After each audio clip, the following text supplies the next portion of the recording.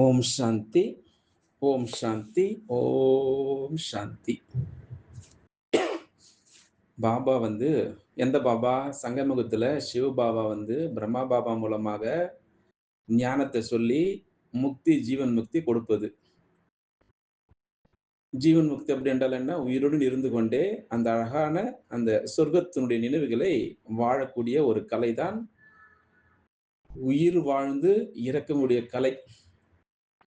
நீங்க பாபா கூட சாகார முறையில சொல்லியிருக்கின்றார். இன்றைக்கு மட்டும் கிடையாது, அடிக்கடி சொல்வார். 3ஆம் கண்ணின் கதை என்றாலும் ஒண்ணுதான், சத்தியநாராயண கதை என்றாலும் ஒண்ணுதான், அமர கதை என்றாலும் ஒண்ணுதான் அப்படின்ட்டு சொல்லியிருக்கின்றார். இது வந்து இந்த தீஸ்திரின் கதைன்னு சொல்லுவாங்க. 3வது கண்ணின் கதைன்னு சொல்லுவாங்க. இது வந்து 2 கதை இருக்குது இதுலயே. அந்த முதல் கதை வந்து இன்றைக்கு நாம் பார்க்கலாம். ஒரு முறை பார்வதி தேவி சிவனுடைய கண்களில் விளையாட்டாக தன்னுடைய கையை வைத்து விட்டார். இது வந்து கதை தான் அது. ஆனா சங்கமுகத்துல சிவபாபா எனக்கு வந்து உடம்பு கிடையாது. நீங்கள் தான் மறுபிறப்பில் வருகிறீர்கள். அந்த சுழற்சியில் வருகிறீர்கள். எனக்கு உடம்பு கிடையாது. நான் ஒளியாக இருக்கிறேன் அப்படின்னு சொல்கின்றார். அதனால இந்த கதையில எப்படி இருக்கிறது? பார்வதி சிவனுடைய கண்களில் விளையாட்ட கையை வைத்து விட்டார் அப்படின்னு இந்த கதையில் இருக்கிறது. முதலாவது கதையில. அப்போ உடனே முழு உலகமும் இருண்ட துக்கத்தில் மூழ்கிவிட்டது. அதாவது வாழ்க்கையினுடைய தீபம் வந்து அணைந்து விட்டது. பாருங்கள், அது மட்டுமா? மனிதர்கள் இருந்தாலும் சரி, மிருகங்கள் எல்லாமே துக்கத்தில் கதறி அழுது விட்டது. அப்போ சிவனுடைய நெற்றிலிருந்து அந்த 3வது கண் வந்து மீண்டும் திறந்து விட்டது. அதனால அந்த இருண்டிருக்கக்கூடிய மனிதர்கள், விலங்குகள் எல்லாம் என்ன ஆச்சு? கண் திறந்தவுடனே உலகம் வந்து அந்த வெளிச்சம் பரவி விட்டது. ஆனால் அந்த வெளிச்சத்தினுடைய பிரகாச ஜுவாலை மிகவும் சக்தி வாய்ந்ததாக இருந்தது. அதனால்தான் கதையில வந்து அந்த இமயமலை எரித்து சாம்பலாக்கி விட்டது அப்படின்று இருக்கின்றது. அதனால பார்வதி தேவி தன்னுடைய தந்தையினுடைய ராஜ்யம் விநாசமானதை பார்த்து கண் கலங்கினார். யாரு? பார்வதி தேவி. அது மட்டுமா, இதனை மீண்டும் சரி செய்யுமாறு சிவனிடத்தில் வேண்டிக் கொண்டார். அப்போ பார்வதி சொன்ன உடனே சிவனும் சரி அதே போல செய்தார். இதனுடைய ஆன்மீக விளக்கம் என்ன? சங்கமுகத்தில் இதை பற்றி பாபா என்ன சொல்கின்றார்? பாருங்கள், இந்த முழு உலகம் சரி எவ்வளவு பேர் இருக்கிறாங்க? 900 crore இருக்கிறாங்க.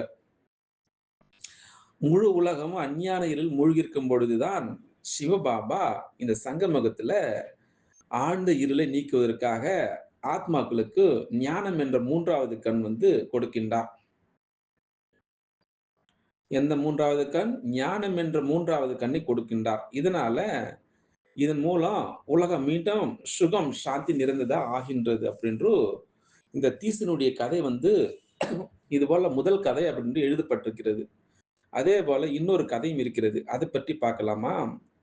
இந்த கதை வந்து வட இந்தியாவுடைய கர்வா சவுத் அந்த விரதத்தினுடைய சம்பந்தப்பட்ட ஒரு கதையாகும். இந்த கதையில வந்து எந்த கதை? கர்வா சவுத் விரதம். கர்வா சவுத் விரதம். இந்த விரதத்தில் இளம் பெண்கள் சரி, திருமணமானவர்கள் தங்களுடைய கணவனுடைய ரொம்ப நாள் வாழ வேண்டும், அதாவது நீண்ட ஆயுளுக்கான ஆசை வைக்கின்றார்கள். இதுதான் கர்வா சவுத் விரதம். அப்போ ஒரு ராணி வந்து அன்றைய நாள்ல அவ்வாறு விரதம் இருந்தார். அப்போ அந்த ராணியுடைய சகோதரர்கள் இந்த வழக்கத்தின் மீது நம்பிக்கையின்றி இருந்தார்கள். அந்த ராணிக்கு நம்பிக்கை இருந்தது. ஆனா அவருடைய சகோதரர்களுக்கு இது போல விரதம் இருந்தால் தன்னுடைய கணவர் வந்து ரொம்ப நாள் வாழ்வார் அப்படின்று அதன் மீது அவருடைய சகோதரர்கள் நம்பிக்கை இல்லை. அது மட்டுமா, தன்னுடைய சகோதரி பட்டினியுடன் இருப்பதை பார்த்து கொண்டு இருக்க அவர்களால் முடியவில்லை. யாருக்கு?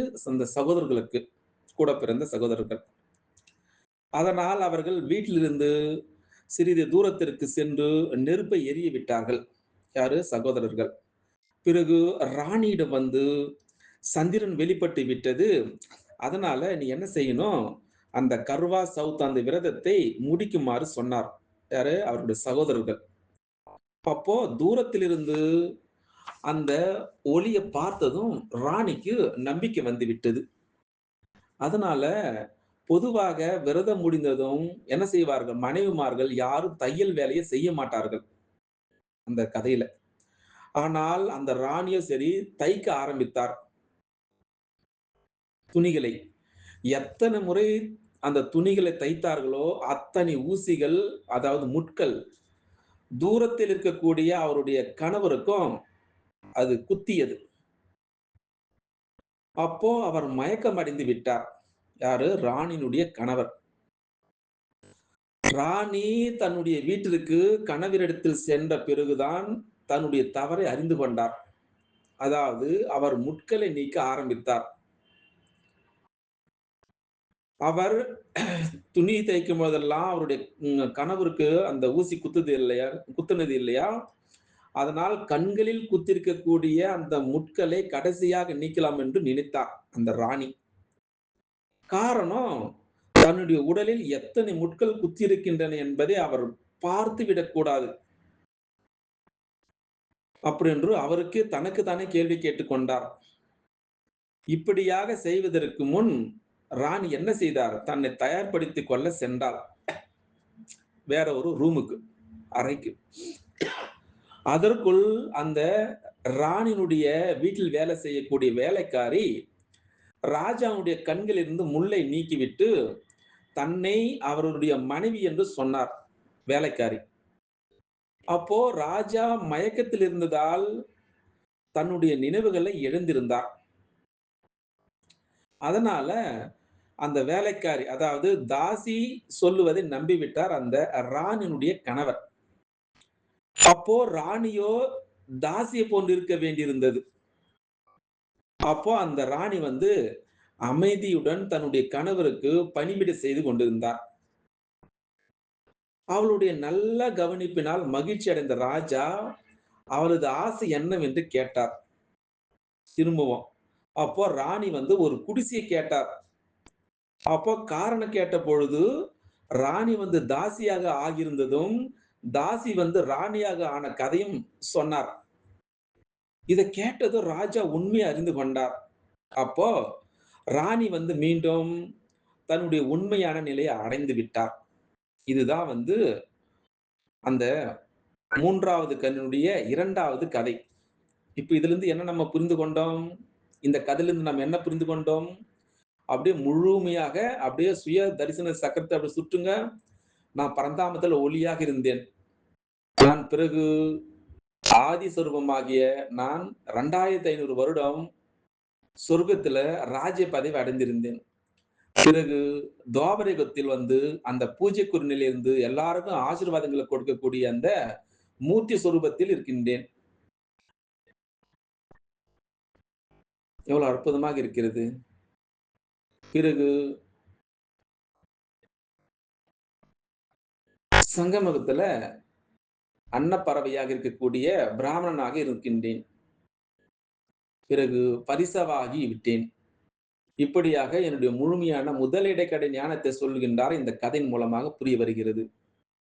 அதனால்தான் பாபா சொல்கின்றார் இந்த சங்கமுகத்துல சடங்கு வழக்கங்களை கடைபிடிப்பதில் ஏற்பட்ட தோஷத்தினால் என்னாகிவிட்ட ராணி தாசியாக வேண்டியிருந்தது. இந்த கதை நமக்கு என்ன தெளிவுபடுத்துகின்றது?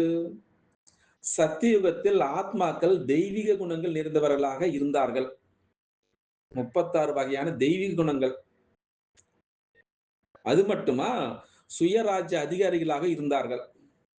ஆனால் என்ன ஆகிவிட்டது டிராமாவின்படி? சிறிது சிறிதாக ஆத்மா தன்னுடைய உண்மையான நிலையை மறந்து, ஈஸ்வரிய ஆணையை மறந்து, தேக அபிமானத்தினால் வந்த விகாரத்தில் மாட்டிக்கொண்டது ஆத்மா. அப்பொழுதிலிருந்து ஆத்மா என்னாச்சு? பூஜ்ய நிலையிலிருந்து பூஜாரி ஆகிவிட்டது. அது மட்டுமா, ராஜாவிலிருந்து பிரஜை ஆகிவிட்டது. எப்படி அந்த கதையில வந்து ராணி தாசியானார், தாசி வந்து ராணி ஆகிவிட்டார். அது போன்றதான் இப்பொழுது நாம் மாட்டிக்கொண்டிருக்கின்றோம் இந்த உலகத்தில். அதனால சிவபாபா என்ன சொல்கின்றார்? ஆத்மாக்களுக்கு மீண்டும் அவருடைய அறிமுகத்தை கொடுப்பதற்காக திரிகாலதரிசியாக இருக்கக்கூடிய சிவபாபா 3வது கண்ணுடைய அந்த ஞானம் என்ற கண்களை கொடுக்கின்றார் பிரஜாபிதா பிரம்மா மூலமாக. அதனால இந்த பூமியில அவதாரம் செய்து ஆத்மாக்களுடைய 84 பிறப்புகளுடைய கதை சொல்கின்றார்.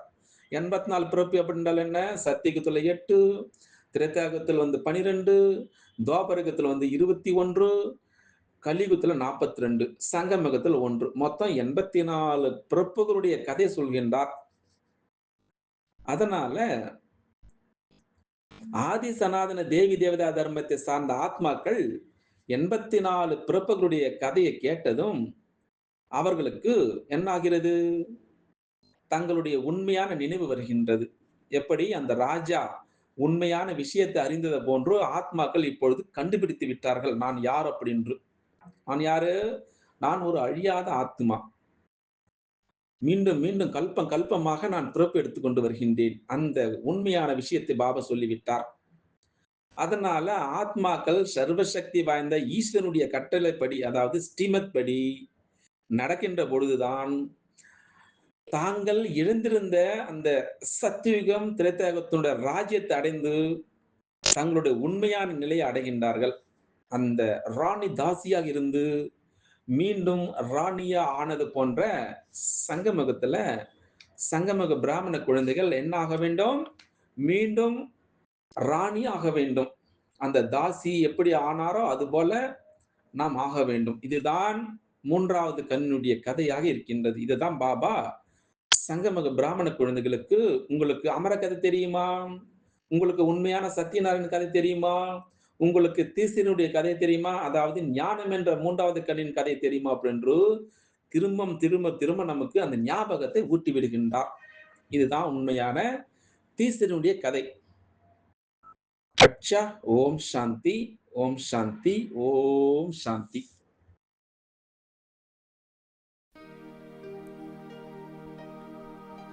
பரமசிவனின் சிவசக்திகள் தோன்றின.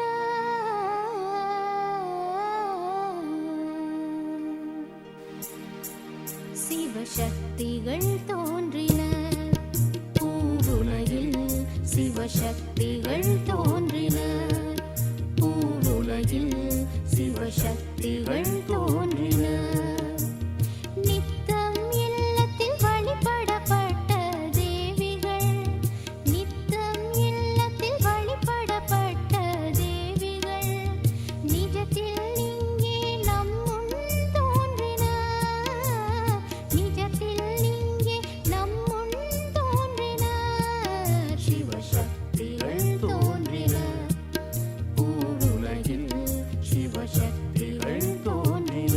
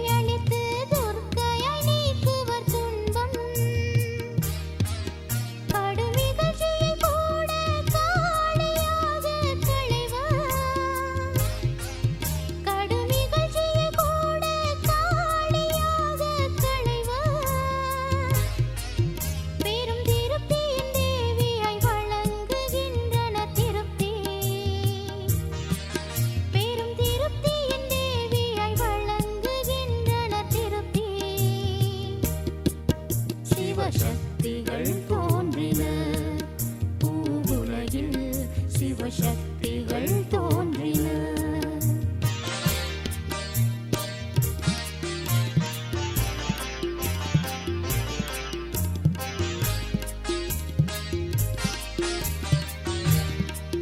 ஸ்ரீலக்ஷ்மியாக செல்வமாய் தருவர் ஞானம்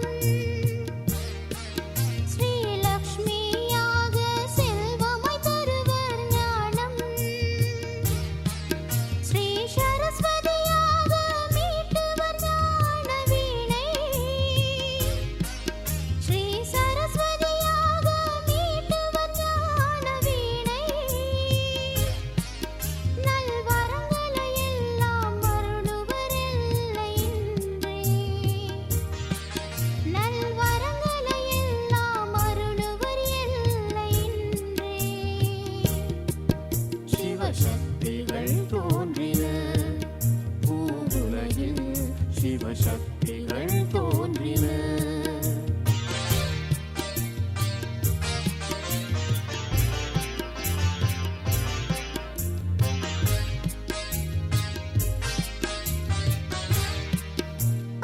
அகிம்சையில் வாழ்ந்து அருந்தினார்கள் விஷத்தை அகிம்சையில் வாழ்ந்து அருந்தினார்கள் விஷத்தை அன்னை காயத்ரியாக மலர வைப்பார்கள் இன்பம் அன்னை காயத்ரியாக மலர வைப்பார்கள் இன்பம் முழு உலகையும் தூய்மையாக்குகிறார்கள் இன்று முழு உலகையும் தூய்மையாக்குகின்றார்கள் இன்று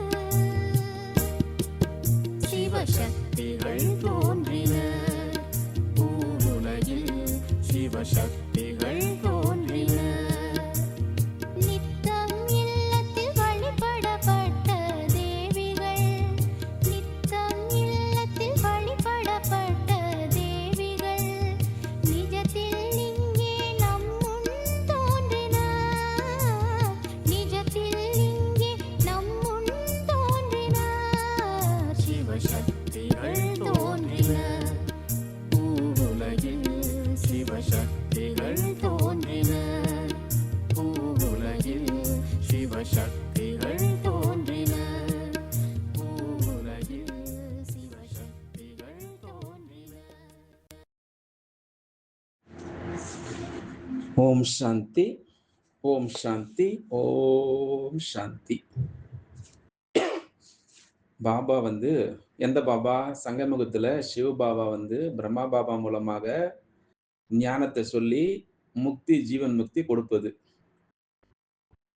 ஜீவன் முக்தி அப்படி என்றால் என்ன? உயிருடன் இருந்து கொண்டே அந்த அழகான அந்த சொர்க்கத்தினுடைய நினைவுகளை வாழக்கூடிய ஒரு கலைதான் உயிர் வாழ்ந்து இறக்கக்கூடிய கலை.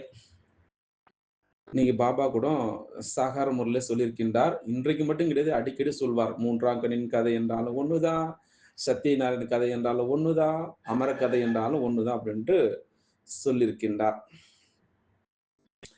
இது வந்து இந்த தீஸ்திரின் கதைன்னு சொல்லுவாங்க, 3வது கண்ணின் கதைன்னு சொல்லுவாங்க. இது வந்து 2 கதை இருக்குது இதுலயே. அந்த முதல் கதை வந்து இன்றைக்கு நாம் பார்க்கலாம். ஒரு முறை பார்வதி தேவி சிவனுடைய கண்களில் விளையாட்டாக தன்னுடைய கையை வைத்து விட்டார். இது வந்து கதை தான் இது.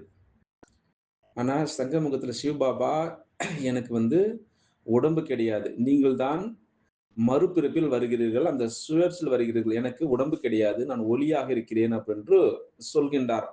அதனால இந்த கதையில எப்படி இருக்கிறது? பார்வதி சிவனுடைய கண்களில் விளையாட்ட கையை வைத்து விட்டார் அப்படின்று இந்த கதையில் இருக்கிறது, முதலாவது கதையில. அப்போ உடனே முழு உலகமும் இருண்ட துக்கத்தில் மூழ்கி விட்டது. அதாவது வாழ்க்கையினுடைய தீபம் வந்து அணைந்து விட்டது. பாருங்கள், அது மட்டுமா? மனிதர்கள் இருந்தாலும் சரி, மிருகங்கள் எல்லாமே துக்கத்தில் கதறி அழுது விட்டது. அப்போ சிவனுடைய நெற்றிலிருந்து அந்த 3வது கண் வந்து மீண்டும் திறந்து விட்டது. அதனால அந்த இருண்டிருக்கக்கூடிய மனிதர்கள், விலங்குகள் எல்லாம் என்ன ஆச்சு? கண் திறந்தவுடனே உலகம் வந்து அந்த வெளிச்சம் பரவி விட்டது. ஆனால் அந்த வெளிச்சத்தினுடைய பிரகாச ஜுவாலை மிகவும் சக்தி வாய்ந்ததாக இருந்தது. அதனால தான் கதையில வந்து அந்த இமயமலை எரித்து சாம்பலாக்கி விட்டது அப்படின்று இருக்கின்றது. அதனால பார்வதி தேவி தன்னுடைய தந்தையினுடைய ராஜ்யம் விநாசமானதை பார்த்து கண் கலங்கினார். யாரு? பார்வதி தேவி. அது மட்டுமா, இதனை மீண்டும் சரி செய்யுமாறு சிவனிடத்தில் வேண்டிக் கொண்டார். அப்போ பார்வதி சொன்ன உடனே சிவனும் சரி, அதே போல செய்தார். இதனுடைய ஆன்மீக விளக்கம் என்ன? சங்கமகத்தில் இத பற்றி பாபா என்ன சொல்கின்றார்? பாருங்கள், இந்த முழு உலகம் சரி, எவ்வளவு பேர் இருக்கிறாங்க? 900 crore இருக்கிறாங்க. முழு உலகமும் அஞ்ஞான இருளில் மூழ்கியிருக்கும் பொழுதுதான், சிவபாபா இந்த சங்கமகத்துல ஆழ்ந்த இருளை நீக்குவதற்காக ஆத்மாக்களுக்கு ஞானம் என்ற 3வது கண் வந்து கொடுக்கின்றார். எந்த 3வது கண்? ஞானம் என்ற 3வது கண்ணை கொடுக்கின்றார். இதன் மூலம் உலகம் மீண்டும் சுகம், சாந்தி நிறைந்ததா ஆகின்றது அப்படின்று இந்த தீசனுடைய கதை வந்து இது போல முதல் கதை அப்படின்னு எழுதப்பட்டிருக்கிறது. அதே போல இன்னொரு கதையும் இருக்கிறது. அதை பற்றி பார்க்கலாமா? இந்த கதை வந்து வட இந்தியாவுடைய கர்வா சவுத் அந்த விரதத்தினுடைய சம்பந்தப்பட்ட ஒரு கதையாகும். இந்த கதையில வந்து எந்த கதை? கர்வா சவுத் விரதம். கர்வா சவுத் விரதம். இந்த விரதத்தில் இளம் பெண்கள் சரி, திருமணமானவர்கள் தங்களுடைய கணவனுடைய ரொம்ப நாள் வாழ வேண்டும். அதாவது நீண்ட ஆயுளுக்கான ஆசை வைக்கின்றார்கள். இதுதான் கர்வா சவுத் விரதம். அப்போ ஒரு ராணி வந்து அன்றைய நாள்ல அவ்வாறு விரதம் இருந்தார். அப்போ அந்த ராணியுடைய சகோதரர்கள் இந்த வழக்கத்தின் மீது நம்பிக்கையின்றி இருந்தார்கள். அந்த ராணிக்கு நம்பிக்கை இருந்தது. ஆனா அவருடைய சகோதரர்களுக்கு இது போல விரதம் இருந்தால் தன்னுடைய கணவர் வந்து ரொம்ப நாள் வாழ்வார் அப்படின்று அதன் மீது அவருடைய சகோதரர்கள் நம்பிக்கை இல்லை. அது மட்டுமா, தன்னுடைய சகோதரி பட்டினியுடன்